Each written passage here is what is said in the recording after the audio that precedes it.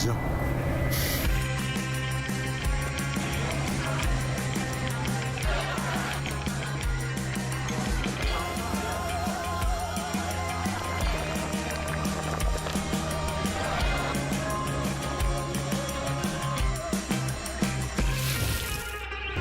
먹어도 끝이 없는 나라.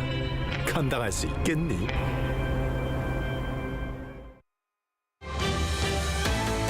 Coming up on Arirang News. Medical professors at South Korea's major hospitals will decide by tomorrow whether to collectively hand in their resignations to join the ongoing walkout of the trainee doctors. President Yoon vows to take transportation in South Korea's Jeollanam-do province to a new level by building a high-speed railroad and a Korean version of the Autobahn. South Korea and the U.S. hold live fire drills with tanks and armored vehicles as part of efforts to bolster combat readiness amid the North's escalating threats. This marks the end of this year's 11-day combined military exercise between Seoul and Washington, the Freedom Shield.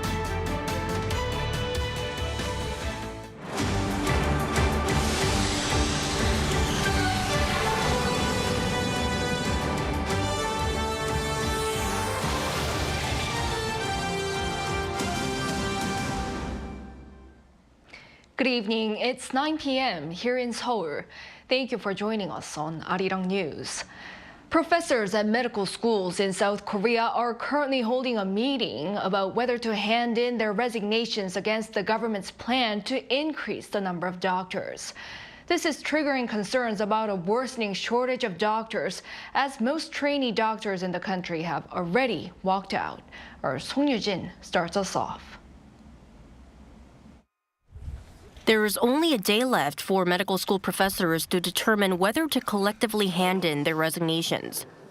The Medical Professors Association of Korea, made up of professors from 33 med schools, began holding an online meeting at 8 p.m. Thursday to deliberate on this decision. They say this will be their way of showing support and safeguarding junior doctors and med school students who have chosen to walk out or take leave in protest against the government's plan to expand the med school quota. This is raising concerns over a deepening medical crisis, as many concurrently serve as doctors in hospitals. The government is trying to prevent any resignations by the professors, but has also made it clear that it will complete its reforms of the healthcare system.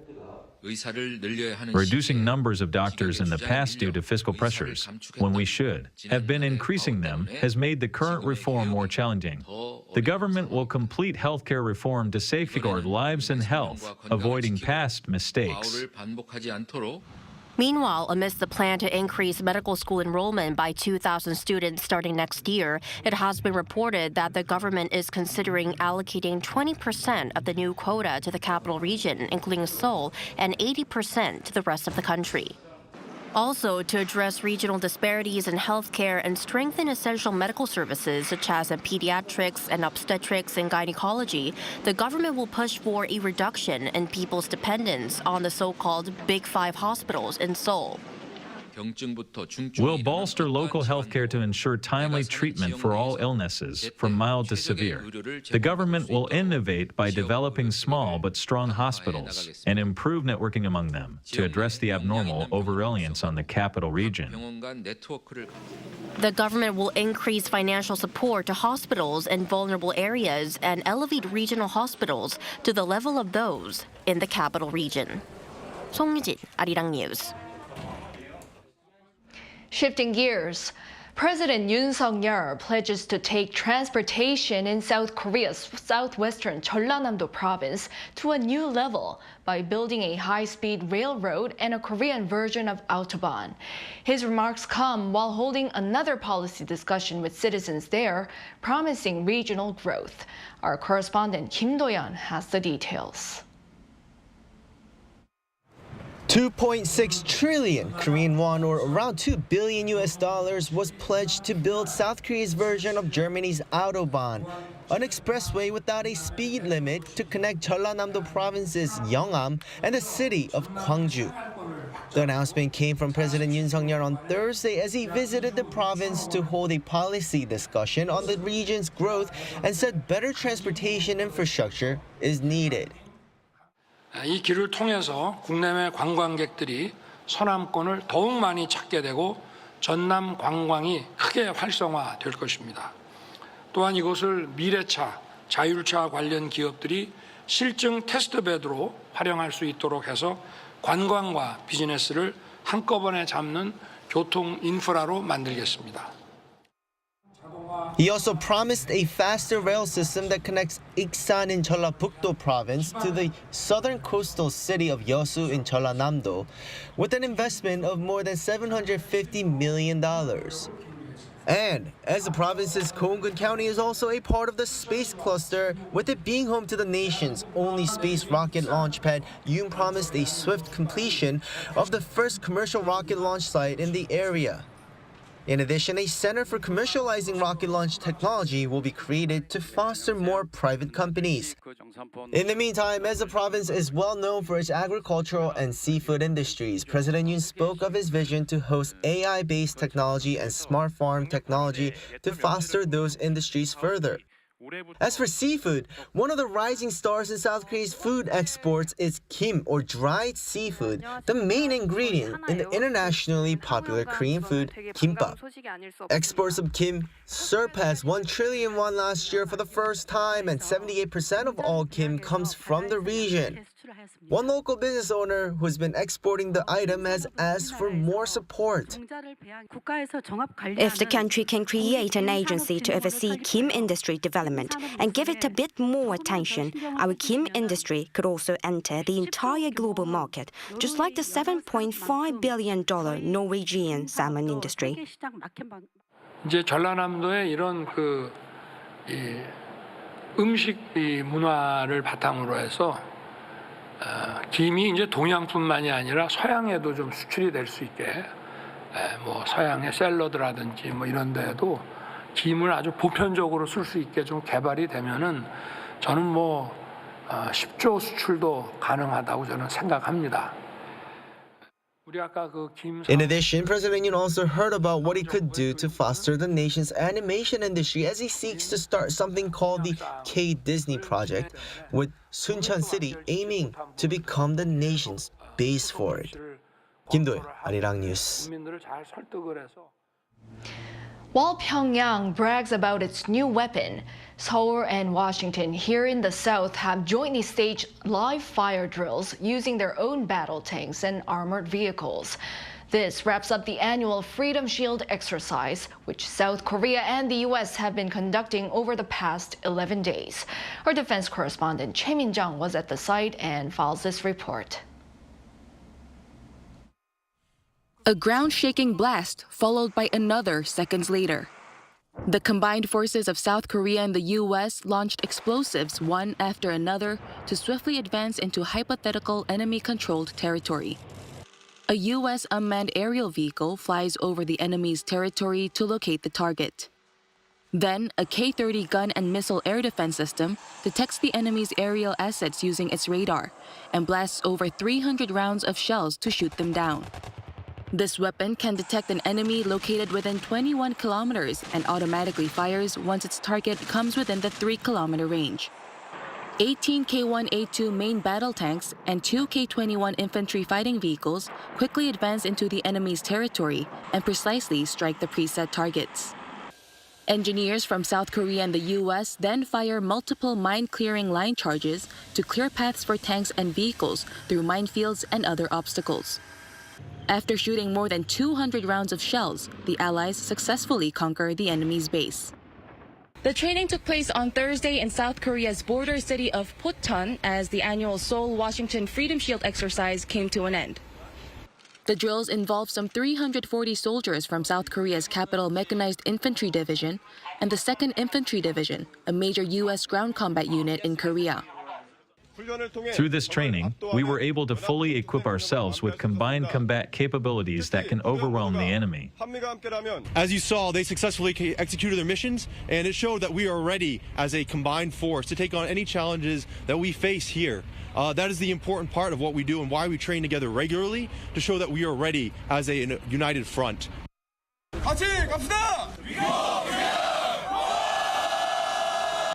최민정, 아리랑 뉴스, 포천. In other news, Moscow is reportedly in close communication with Seoul to work on possibly granting consular access to a South Korean missionary currently detained in Russia on espionage charges. Our foreign affairs correspondent Peun-ji tells us more. Russia's foreign ministry has said it's in close contact with the South Korean government on the issue of a South Korean man detained in Moscow on espionage allegations.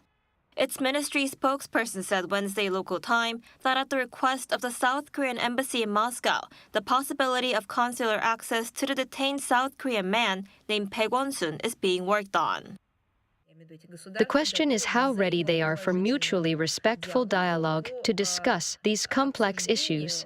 And most importantly, everything depends on the country's focus on effectively resolving these complex issues in a mutually respectful manner.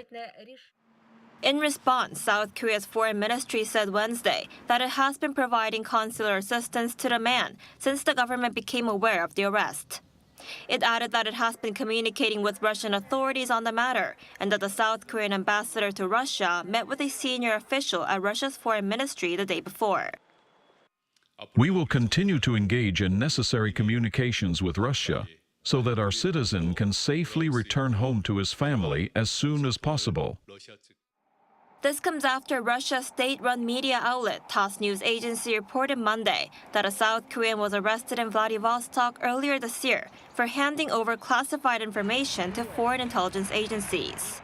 According to TASS, he was transferred to Moscow from Vladivostok in late February and is now being held in Lefortovo prison, where a court ordered his detention to be extended until June 15th. Sources in Vladivostok have reportedly said the man was a religious worker and that he had been indirectly supporting North Korean laborers working in Russia, helping them escape.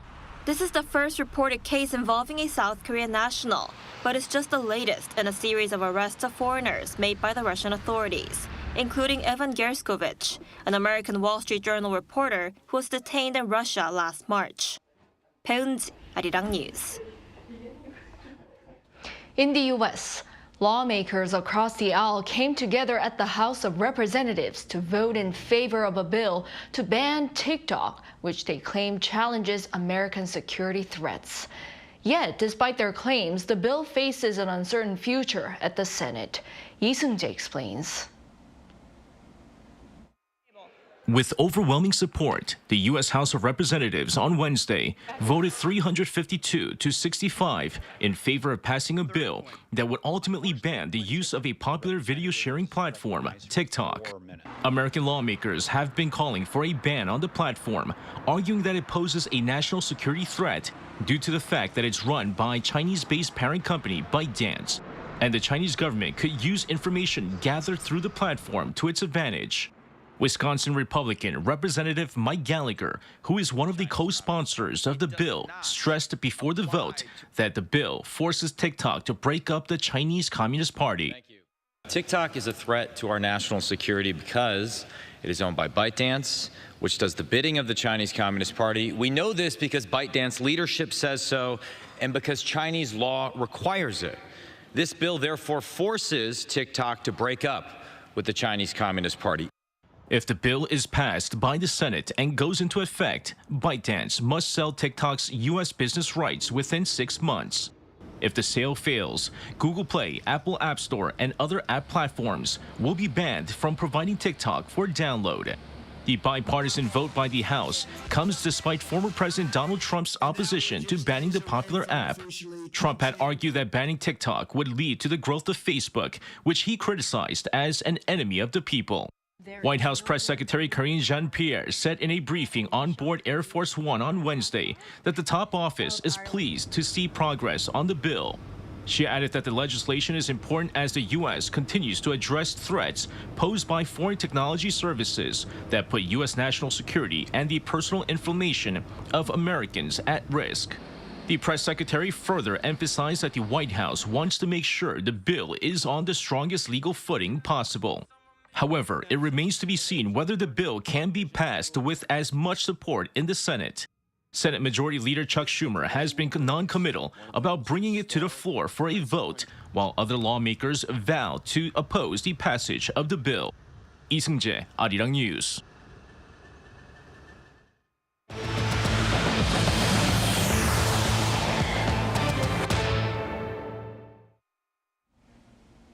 South Korea's tech exports last month saw an on-year surge of nearly 30%, marking an increase for 4 months in a row, mainly thanks to the recovery in the semiconductor industry. Our economics correspondent Lee Soo-jin has more. A strong chip performance was once again behind the increase in South Korea's tech exports. Data released by the Trade Ministry on Thursday shows that ICT exports in February rose 29.1% on year to a little over $16.5 billion. This marks the fourth consecutive month that the nation's ICT exports recorded an on-year increase, and it's the second straight month that exports increased by double digits. The ministry attributed the growth mostly to a robust performance in the chip sector. Semiconductor exports last month surged nearly 63% on year, recording growth in the double digits for 4 straight months. Memory chip exports were especially high, increasing by triple digits on the back of increased demand for high value-added products such as TVs and laptops. As for other tech exports, shipments of displays climbed more than 18% on year, as both OLED and LCD panel exports were up. And computer shipments also rose for the second consecutive month after entering positive territory for the first time in 19 months in January. But the mobile sector as a whole saw its exports tumble more than 21%, despite the release of new smartphones such as the Samsung Galaxy S24 series, due to a weakened global demand for mobile phone parts. By country, South Korea's exports to China, the nation's biggest destination for ICT exports, responsible for more than 40%, saw an on-year growth for the fourth consecutive month. Shipments to other nations such as Vietnam and the United States also rose, but there was a slump in exports to the European Union and Japan. Meanwhile, South Korea's ICT imports fell more than 6% to around $10 billion. Lee Soo-jin, Arirang News. South Korea is widely known as a global medical powerhouse for its advancement in the digital healthcare industry. To highlight this, Medical Korea 2024, a global healthcare and medical tourism conference, kicked off today to discuss what's worth noticing. Our correspondent Park Gun-woo was there. In an era of advanced technologies, including robotics and AI, the medical field is rapidly transforming by utilizing these technologies. And that allows people to gain access to digital healthcare more easily with lower barriers than before. As people face exposure to blue light and electromagnetic waves from mobile phones and computer screens, this digital kiosk allows you to easily take an eyesight test on your own using AI technology. Let me try it myself.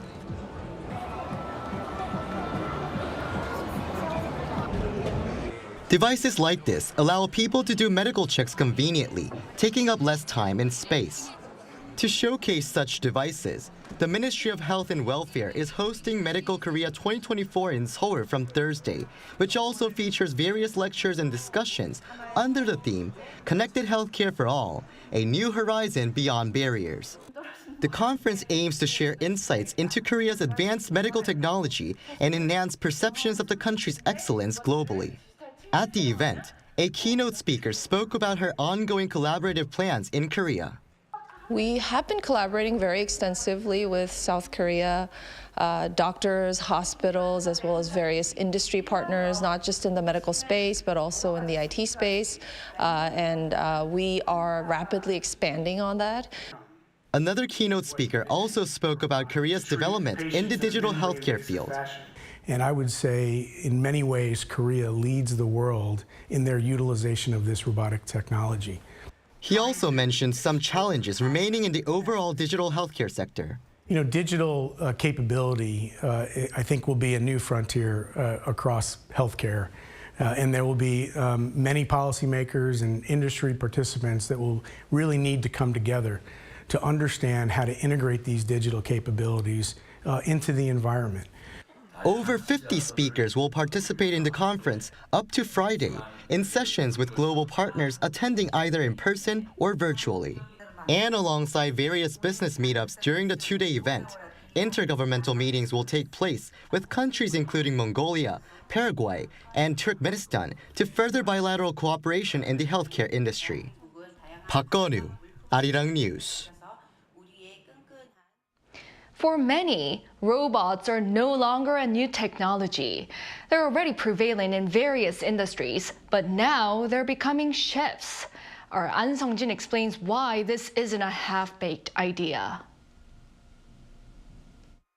The robots are taking over. At least in kitchens, they are.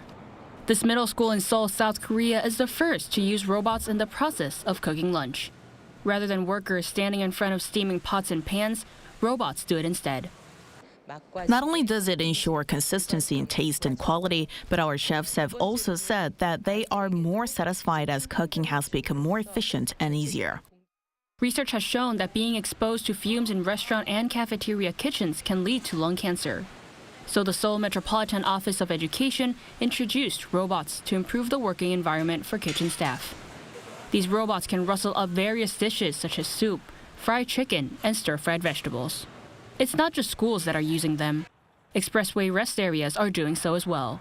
Robots here are a part of the autonomous process of putting the ingredients into a pan, cooking them on the stove, and then pouring them into a bowl. For example, it uses its arm to stir the noodles at a certain pace and move them to a bowl. It can make more than 10 different types of dishes and up to 200 dishes in an hour. Since our working environment has become much more pleasant and convenient than before, it's much more preferable to have these robots. It's like a mutual relationship for us. If the trial is successful at this rest area, the Expressway Corporation is looking to bring the so-called robot chefs to other rest areas in South Korea. Robots are a key aspect of the growing food tech market. Data from market research and strategy consulting firm Emergent Research shows that the global food tech market is going to expand from $220.3 billion in 2019 to $342.5 billion by 2027. The integration of robots in the food industry is expected to progress rapidly as it improves hygiene and quality in the kitchen. The problem is not that these robots are replacing people as workers, as the restaurant industry is already lacking in manpower. It's cooperation that's going to be needed. The Food and Agriculture Ministry has pledged to increase the budget for food tech to $48.6 million this year. An Sung-jin, Arirang News.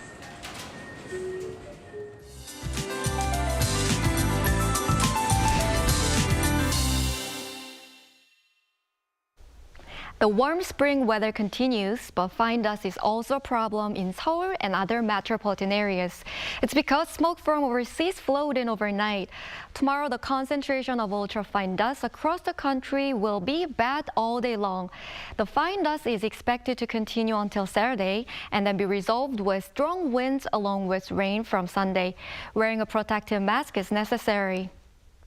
However, the weather will be as mild as today. Seoul will start the morning at 4 degrees Celsius. During the day, the temperature will rise to around 15 degrees, widening the daily temperature difference. With this temperature swing, please take care of your health. Tomorrow morning, we'll start off at 3 in Daegu and Gwangju, Daejeon 2 degrees. Daily highs will move up to 20 in Daegu, Gyeongju 21 degrees. The daytime temperature in Seoul will rise to 17 degrees this weekend, seeing a high temperature phenomenon. However, there is rain forecast in many places, starting with the Jeollanam-do provinces and Jeju Island during the afternoon this Saturday and Sunday. That's all for Korea. Here are the weather conditions around the world.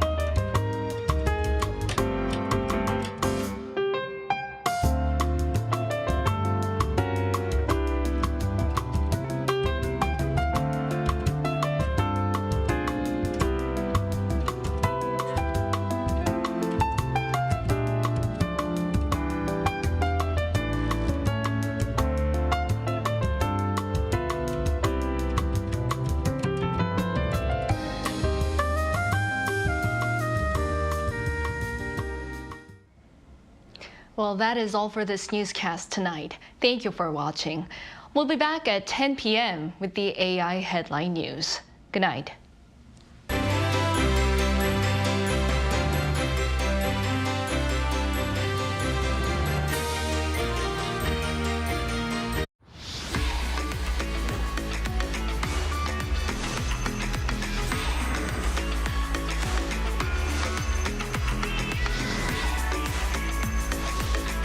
Lotte takes a new leap beyond its boundaries. Our change will lead